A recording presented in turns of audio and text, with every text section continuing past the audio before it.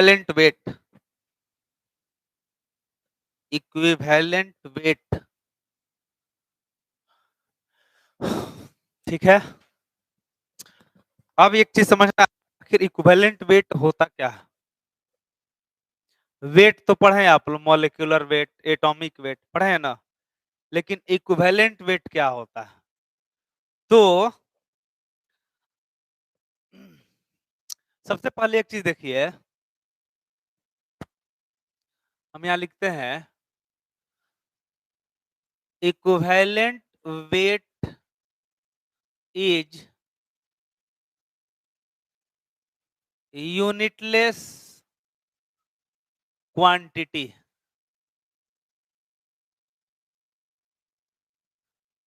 Unitless quantity, equivalent weight जो होगा वो यूनिटलेस होगा, इसका यूनिट नहीं होता है। जैसे एटॉमिक वेट का कोई यूनिट नहीं है, मोलेक्यूलर वेट का कोई यूनिट नहीं होता है, वैसे ही इक्विवेलेंट वेट का भी कोई यूनिट नहीं होगा। अब आप मोल कॉन्सेप्ट याद करिए। मोल में हम बताए थे कि अगर आप एटॉमिक मास में ग्राम लगाइएगा तो उसको ग्राम एटॉमिक मास कहा जाता है, कहा जाता है ना। अगर मोलेक्यूलर मास में आप ग्राम लगा दीजिए तो उसको ग्राम मोलेकुलर मास या ग्राम मोलेक्यूल कहा जाता है।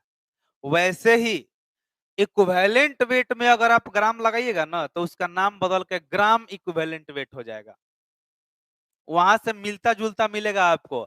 यानी मोल कॉन्सेप्ट में जो एटॉमिक मास मोलिकुलर मास को समझा है वो बहुत अच्छे से इक्विवेलेंट वेट भी समझ सकता है।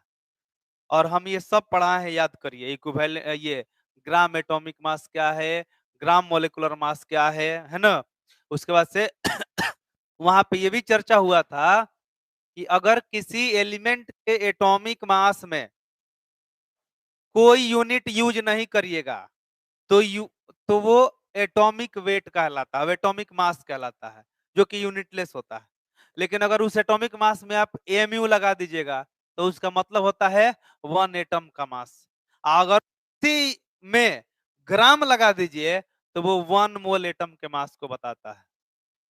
जैसे सोडियम का एटॉमिक मास जो होता है वो 23 होता है, ये यूनिटलेस है, इसमें कोई यूनिट नहीं लगा, ये एक नंबर है, ये मास नंबर भी कहलाता है, ये number of proton plus number of neutron होता है।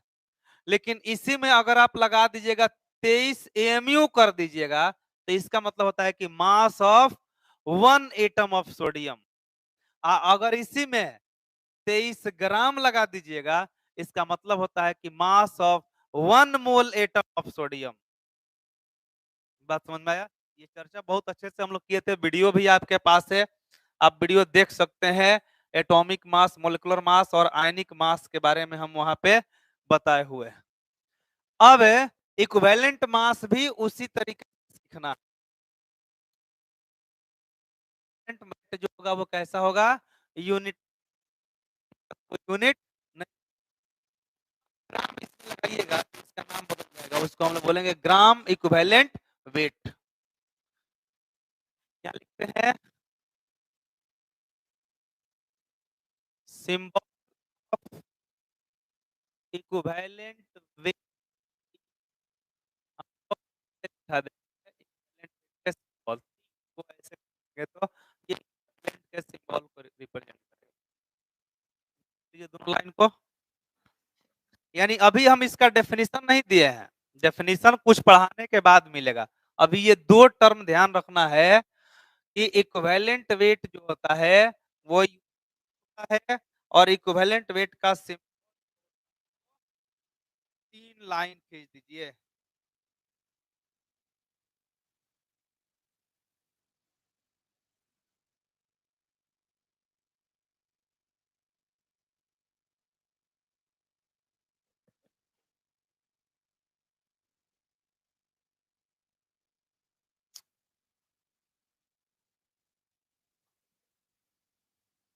Equivalent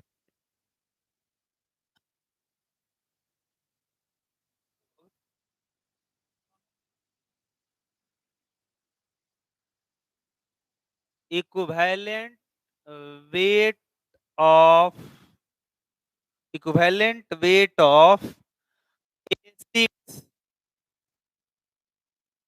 equivalent weight of acids पढ़ेंगे। क्या पढ़ेंगे? Equivalent weight of acids, acid का इक्विवेलेंट वेट क्या होगा, कैसे निकाला जाएगा? तो ध्यान दीजिएगा, सबसे पहले तो आप ये देखिए कि ध्यान से समझिए, equivalent weight of acid is equal to molecular of acid अब बाई क्या होगा? Basicity, basicity. ये फॉर्मूला होता है निकालने का equivalent. Equivalent weight of acid is equal to molecular basicity. अब रही बात कि सर एसिड कहते किसको है हम लोग, तो एसिड को डिफाइन किए। जैसे एक आर्हेनियस साहब थे, आर्हेनियस ने एसिड का डेफिनेशन कैसे दिया? तो उन्होंने बोला कि वो सारे केमिकल स्पीसीज एसिड्स होंगे जिसको पानी में डालने पर H प्लस रिलीज करेंगे, प्रोटॉन रिलीज करेंगे, वो एसिड कहलाएंगे। वही एसिड का डेफिनेशन ब्रॉन्स्टेड लोअरी ने क्या दिया? ब्रॉन्स्टेड लोअरी का कॉन्सेप्ट अलग है। उन्होंने बोला कि एसिड वो है जो किसी भी मीडियम में, आर्हेनियस में और ब्रॉन्स्टेड लोअरी में अंतर क्या था ये समझिए। आर्हेनियस बोले कि एक्वस मीडियम में जो H प्लस को रिलीज करेगा वो एसिड होगा, लेकिन ब्रॉन्स्टेड लोअरी बोले कि जो किसी भी मीडियम में H प्लस रिलीज करेगा वो एसिड कहलाएगा। ठीक ना? और एक लिविस का कॉन्सेप्ट आता है, लिविस कॉन्सेप्ट। लिविस का कहना था कि एसिड वो केमिकल स्पीसीज कहलाएगा जो इलेक्ट्रॉन पेयर एक्सेप्ट करे, यानी जिसके पास खाली ऑर्बिटल हो। जिसके पास खाली ऑर्बिटल होगा वही ना किसी से इलेक्ट्रॉन लेगा। तो वो लिविस का स्टेटमेंट था, और लिविस के स्टेटमेंट पे ही 12th का एक चैप्टर है कोऑर्डिनेशन कंपाउंड इनऑर्गेनिक में, वो सब का सब लुइस कॉन्सेप्ट पे ही आधारित है। उसमें सेंट्रल मेटल को लुइस एसिड कहा जाता है और लिगेंड्स को लुइस बेस कहा जाता है, क्योंकि सेंट्रल मेटल जो होता है वो इलेक्ट्रॉन लेने का काम करता है अपने वैकेंट ऑर्बिटल में, और जो लिगेंड्स होते हैं वो इलेक्ट्रॉन देने का काम करते हैं। और जब लुइस एसिड और लुइस बेस मिल करके जो प्रोडक्ट बनाता है उसको एडक्ट कहा जाता है, ADDUCT, एडक्ट कहा जाता है उसको। तो अभी हम यहां बात करते हैं कि एसिड वो है जो H प्लस रिलीज करे, ठीक ना? किसमें? तो एक्वस मीडियम में अकॉर्डिंग टू आर्हेनियस। और कोई भी एसिड जितना H प्लस रिलीज करेगा ना वही क्या कहलाता है? बेसिसिटी कहलाता है। कोई भी एसिड जितना H प्लस रिलीज करेगा पानी में डालने पर वही उसका क्या कहलाता है? बेसिसिटी कहलाता है। बात समझ आ रहा है ना क्या बोल रहे हैं हम? तो इसको नोट करिए, फिर एग्जांपल देते हैं।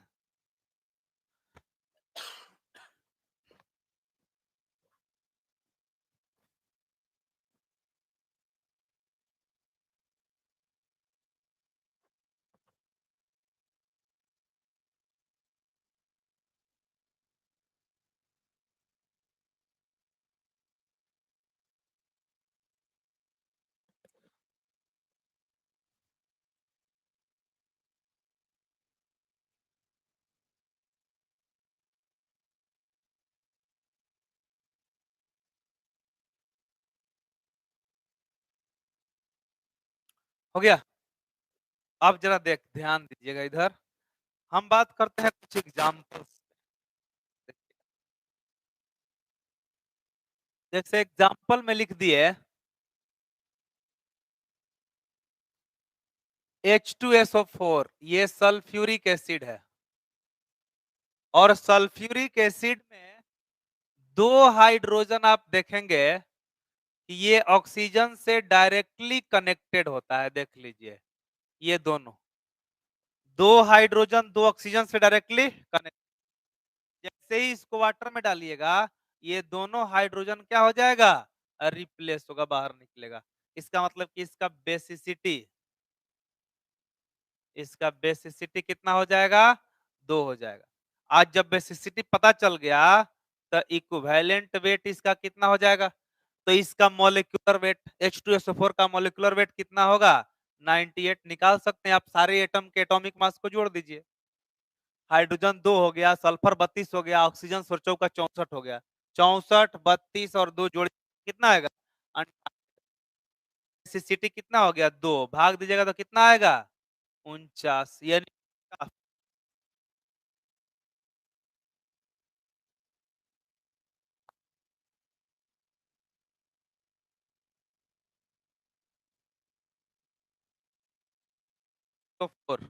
फेमस एसिड है ये सब, अर्थो तो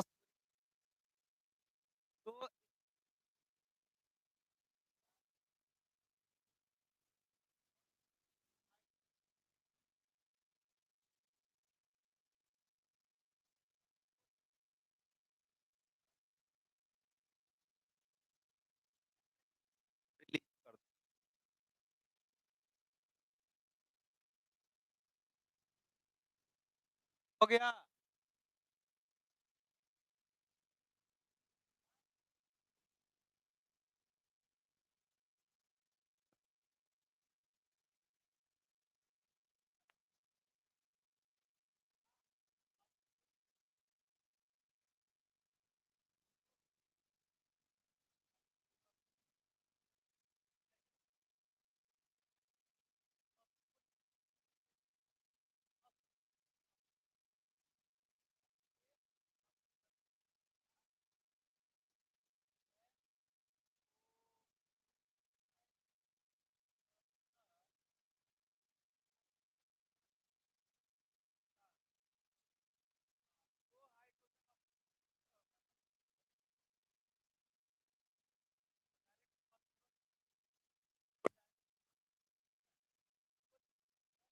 नहीं है उस,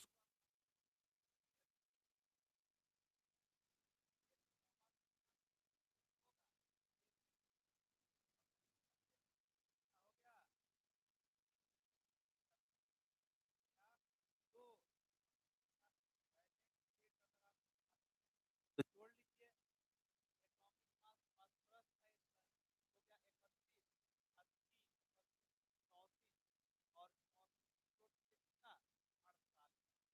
8 4 12, 7 राशि हो जाएगा, मतलब 80/2 इसका इक्विवेलेंट वेट आएगा, मतलब ये आ जाएगा कितना, 40।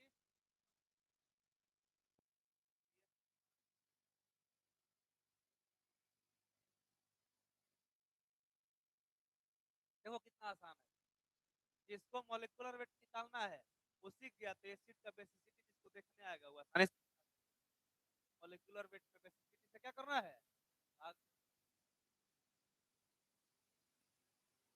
जड़ अगर पकड़ा गया ना, तो केमिस्ट्री आसान हो जाता है। इसीलिए केमिस्ट्री स्कोरिंग माना जाता है नीट और जेई के लिए। जड़ है, स्टिकोमेट्री जो सीख लिया, यूडियोमेट्री जो समझ लिया, फिर तो बल्ले बल्ले केमिस्ट्री में, चैप्टर में जब घुसोगे तो मजा आ जाएगा पढ़ने में। ये ऐसा चैप्टर है ना जो पूरे केमिस्ट्री का बेसिक है। इसका चैप्टर का नाम है बेसिक कॉन्सेप्ट ऑफ केमिस्ट्री।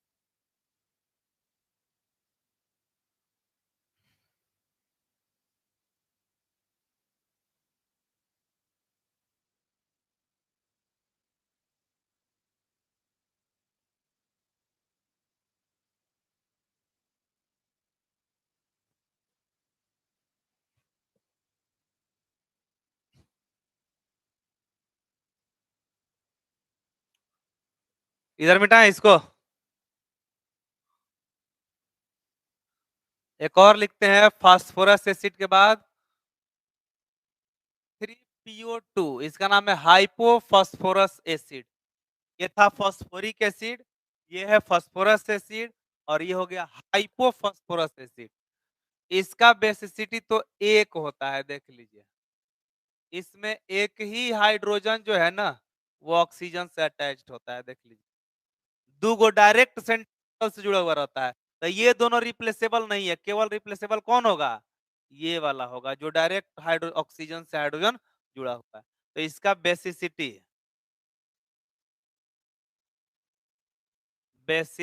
इसका जो है वो कितना हो जाएगा? 1 हो जाएगा। तो इसका इक्विवेलेंट वेट निकालना होगा, तो 31 3 34 और 32, 16 16 32, तो ये हो जाएगा 4 2 6 3 66 ना। 66/1 मतलब 66 ही रह जाएगा। ये हो गया इसका एन फैक्टर, मतलब इसका बेसिसिटी। इस सबको ऑक्सो एसिड कहा जाता है। क्या कहा जाता है? Oxo acid. क्यों ऑक्सो कहा जाता है? क्योंकि इसमें हाइड्रोजन के अलावा क्या है? ऑक्सीजन है। अगर ऑक्सीजन नहीं होता, केवल हाइड्रोजन होता ना, तो उसको हाइड्रा एसिड कहा जाता है। यानी ये ऑक्सो एसिड अलग, हाइड्रा एसिड अलग। लंबा चौड़ा है केमिस्ट्री।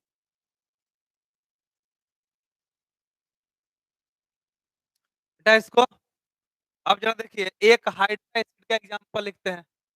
जैसे आप नाम सुने हैं HCl, हाइड्रोक्लोरिक एसिड, है ना? हाइड्रोक्लोरिक एसिड HCl, ये भी एसिड ही है, लेकिन ये कैसा एसिड है? हाइड्रा एसिड है। इसमें ऑक्सीजन नहीं है। इसमें हाइड्रोजन डायरेक्ट सेंट्रल में, मतलब डायरेक्ट क्लोरीन से जुड़ा हुआ है। लेकिन एक बात ध्यान रखिएगा, इसमें हाइड्रोजन देखिए क्लोरीन से जुड़ा हुआ है, ऑक्सीजन है नहीं, तो ये कौन सा एसिड होगा? हाइड्रा एसिड होगा। इसको जैसे ही आप पानी में डालिएगा ना, H+ अलग और Cl- अलग हो जाएगा। मतलब कि इसका जैसे आप पानी में डालिएगा, H+ क्या होगा? बाहर। तब इसका बेसिसिटी कितना हो जाएगा? इसका बेसिसिटी हो जाएगा 1। मतलब इसका इक्विवेलेंट वेट निकालिए, तो क्लोरीन हो गया 35.5, तो कितना हो जाएगा? 36.5। यानी ये हो गया 36.5 मोलिकुलर वेट बाई 1, यानी 36.5 हो गया। हो जाएगा। अगर आप बात करें एच आई, हाइड्रोजन आयोडाइड है एच आई, तो इसमें भी वही सिचुएशन है, एच और आई। इसका भी बेसिसिटी कितना? इसका भी बेसिसिटी 1 हो जाएगा, यानी इसका इक्विवेलेंट वेट हो जाएगा। आयोडीन का एटॉमिक मास 127 होता है, एक 128, तो 128/1, मतलब इसका 128 ही रह जाएगा।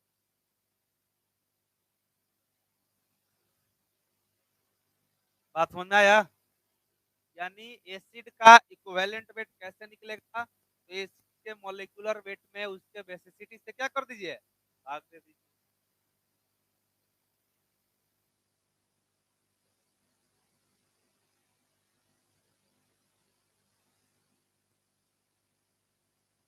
चलिए इसका बनाइए, तो एक एग्जांपल है, मान लीजिए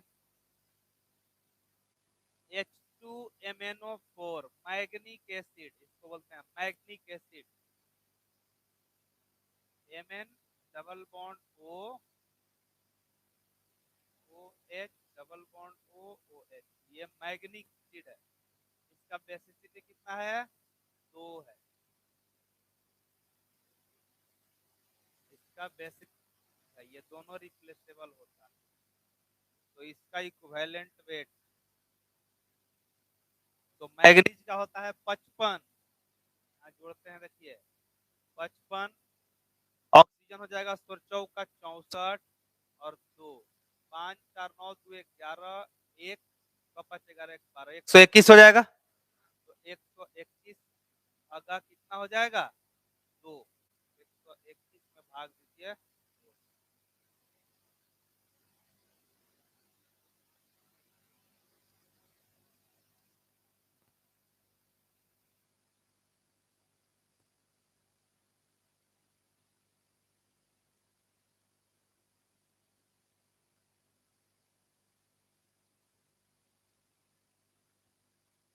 ये है इक्विवेलेंट वेट ऑफ एसिड निकालने का तरीका।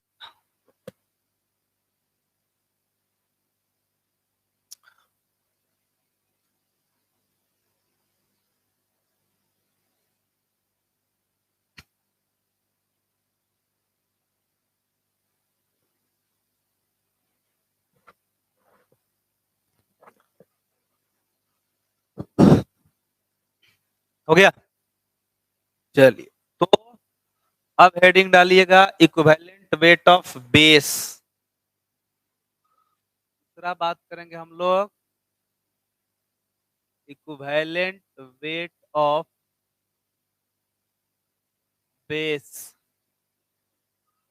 इक्विवेलेंट वेट ऑफ बेस, तो equivalent weight of base equal to molecular weight of base by acidity,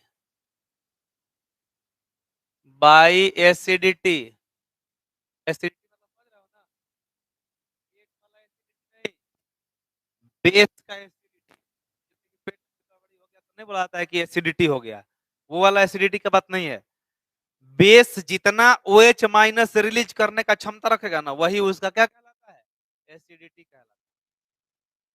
जैसे NaOH क्या है, बेस है, हिंदी में उसको क्षार कहा जाता है, एसिड को हिंदी में अम्ल कहा जाता है। और दोनों रिएक्ट करने के बाद जो बनता है वो लवण और वाटर बनता है, पानी बनता है। तो वैलेंट वेट ऑफ बेस कैसे निकालेंगे, तो molecular weight of base by acidity. अब रही बात की, जैसे एग्जांपल आप देखिए, अगर हम लिखते हैं NaOH, सोडियम हाइड्रोक्साइड, ये बेस है, इसका एसिडिटी कितना हो जाएगा, इसका एसिडिटी हो जाएगा 1। इसको पानी में डालेंगे तो ये टूट जाएगा किसमें, Na प्लस और OH माइनस। देख लिए एगो OH किया ना, इसका मतलब इसका एसिडिटी कितना है, 1 है। तो इसका इक्विवेलेंट वेट नहीं निकल जाएगा, equivalent weight equal to NaOH का मोलिकुलर वेट 40 हो जाएगा, 40/1, 40 आ जाएगा। और हम लिख दें, जैसे मान लीजिए CaOH का होल 2, कैल्शियम हाइड्रोक्साइड, CaOH का होल 2, इसको अगर आप पानी में डाले और ये Ca2 प्लस और 2OH माइनस में टूट गया, मतलब ये का बेस एसिडिटी कितना था, तो 2OH माइनस निकला ना, OH निकलेगा उतना ही एसिडिटी कहलाएगा। तो इसका एसिडिटी हो गया 2, तो इसका इक्विवेलेंट वेट निकाल लीजिए, 17 दूना 34 और 40 74, 34 और 40, 74/2 कितना आ गया, 2×3=6, 2×7=14, 37 हो जाएगा। अगर आप लिख दिए एग्जाम्पल में AlOH का होल 3, इसको आपने वाटर में डाला तो ये हो गया Al3 प्लस और 3OH माइनस, मतलब इसका एसिडिटी कितना है, इसका एसिडिटी हो गया 3, मतलब इसका इक्विवेलेंट वेट ये हो जाएगा 17×51 और 27, 51 27, 7×1 8 5 7 78 ना, 78, 78/3, 3×6 और 3×6 = 18, 26 आ गया। नोट करो जल्दी फटाफट। अगर हम लिख दिए FeOH का होल 2, ये जो है Fe2 प्लस और 2OH माइनस, इसका एसिडिटी हो गया 2, तो इक्विवेलेंट वेट क्या होगा, आयरन हो गया 56 और 17 दूना 34, 6×4 = 10, 5×3 = 8, 90, ये हो जाएगा 90/2।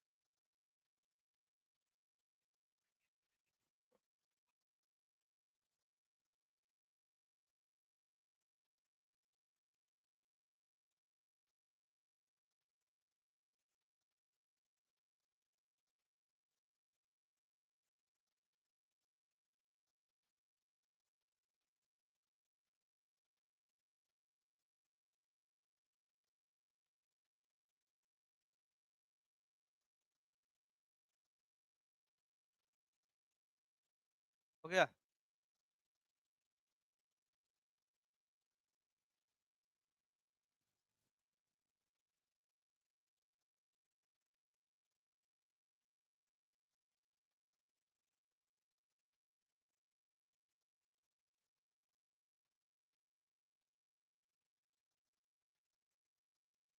और इक्विवेलेंट वेट ऑफ बेस।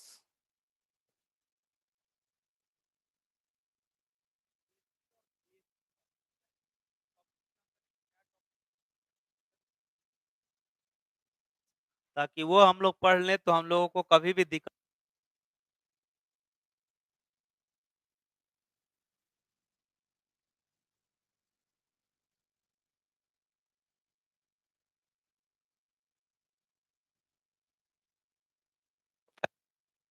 चलिए हेडिंग डाल दीजिए, कॉन्सेप्ट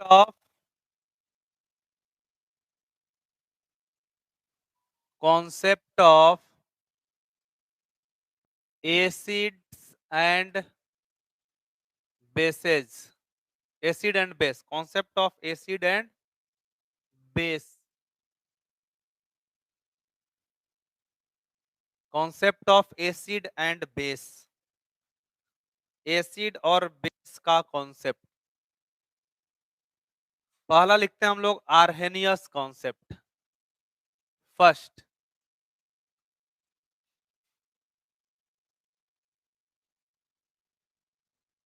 आर्हेनियस कॉन्सेप्ट। पहला हम लोग पढ़ेंगे आर्हेनियस कॉन्सेप्ट। आर्हेनियस कॉन्सेप्ट में पहले एसिड लिखिए और एसिड लिख कर डैश दीजिए।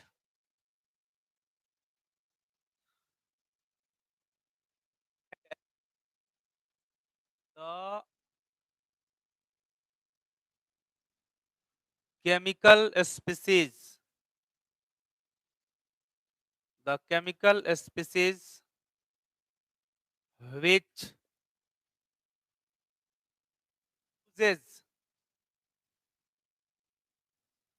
loses their H plus ions in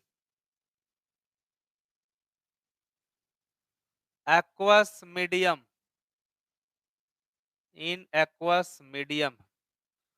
the chemical species which loses their H plus ions aqueous medium, comma देकर लिखते हैं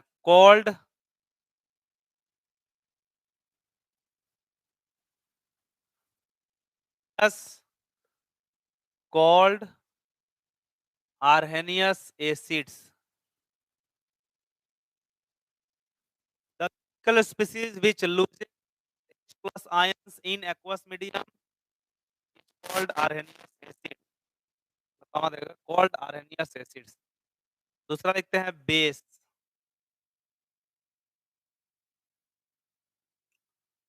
The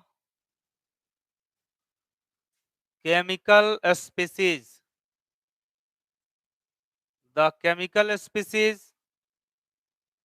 which loses their inner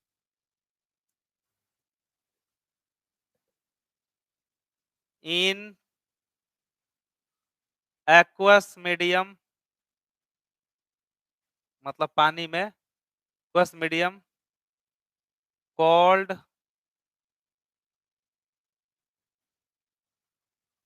arrhenius base. The chemical species uses their OH minus ions in aqueous medium is called arrhenius base. यानी Arrhenius के अनुसार acid वो है, वो सारा केमिकल स्पीसीज एसिड होगा जिसको पानी में डालने पर H प्लस आयन रिलीज करे, और आर्हेनियस के अनुसार बेस वो सारा केमिकल स्पीसीज कहलाएगा जिसको पानी में डालने पर OH माइनस आयन को लूज करे। ठीक ना, ये बात किसके द्वारा बोला गया? आर्हेनियस साहब के द्वारा।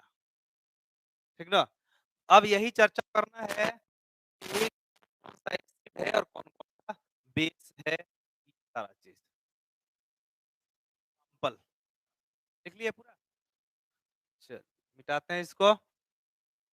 अब ध्यान दीजिए, हम चलते हैं एग्जाम्पल पे, सारे एसिड के बारे में बात होगा। एसिड में हम लोग देखेंगे कि दो टाइप का एसिड आपको दिखाई देगा, जरा समझ लीजिएगा। एसिड दो टाइप का आपको दिखेगा, एक हम लोग बोलते हैं ऑक्सो एसिड और एक बोलते हैं, है ना।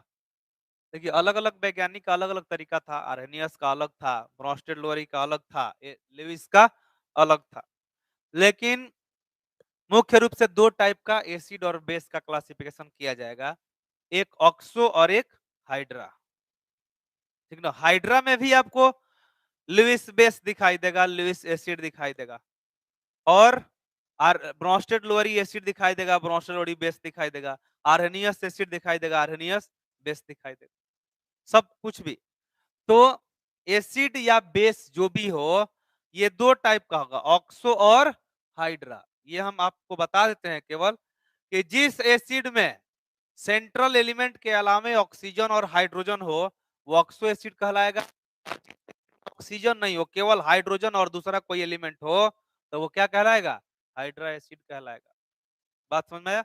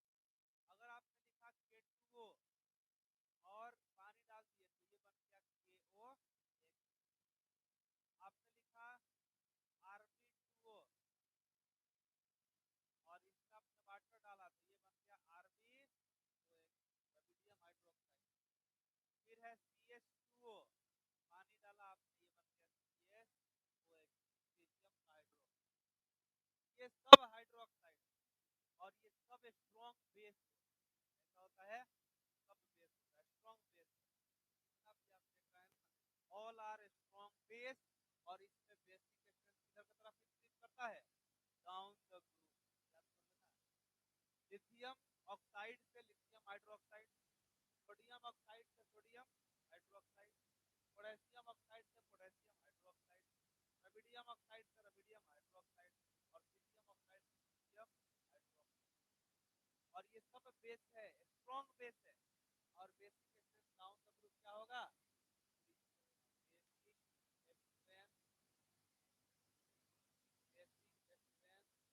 डाउन द ग्रुप क्या होगा? यानी इसमें, इन सबों में सबसे स्ट्रॉन्ग बेस कौन है? Lithium hydroxide. सब कौन है? उससे कम है रुबिडियम हाइड्रोक्साइड, उससे कम है पोटेशियम हाइड्रोक्साइड, उससे कम है सोडियम हाइड्रोक्साइड, सबसे कम है lithium hydroxide.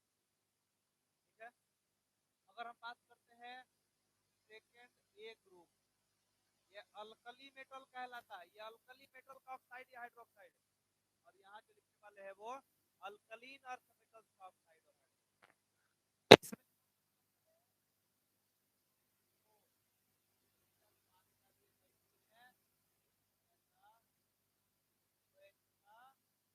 Beryllium hydro, beryllium के बाद आता है वाटर, आप बन गया MgOH का गोल्ड,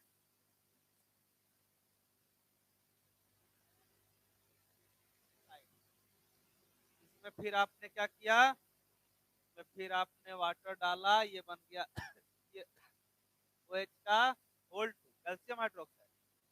तब आता है SrO स्ट्रोंशियम ऑक्साइड, OH का गोल्ड, तब आता है बेरियम ऑक्साइड, और ये बनाता है बेरियम हाइड्रो ऑक्साइड, BaOH का होता है। इसमें भी बेसिक क्या होगा, बढ़ेगा, बेसिक स्ट्रेंथ इंक्रीजेज, बढ़ गया। और इन दोनों में अगर चेक किया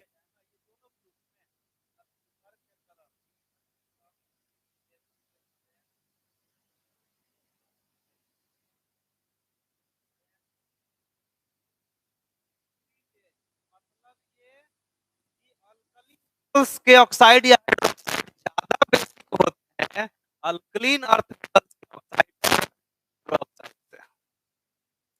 और एक बात ध्यान दे दीजिए, ये जो है ना, ये ये एम्फोटरिक नेचर का होता है। बेरिलियम का ऑक्साइड या हाइड्रोक्साइड कैसा होता है,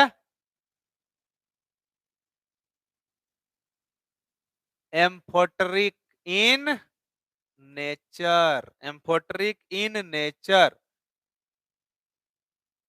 एम्फोटरिक मतलब समझते हैं आप लोग, एम्फोटरिक मतलब जो एसिड और बेस दोनों के तरह काम करे उसको एम्फोटरिक कहा जाता है। बात समझ में आया, नोट करिए फटाफट इसको।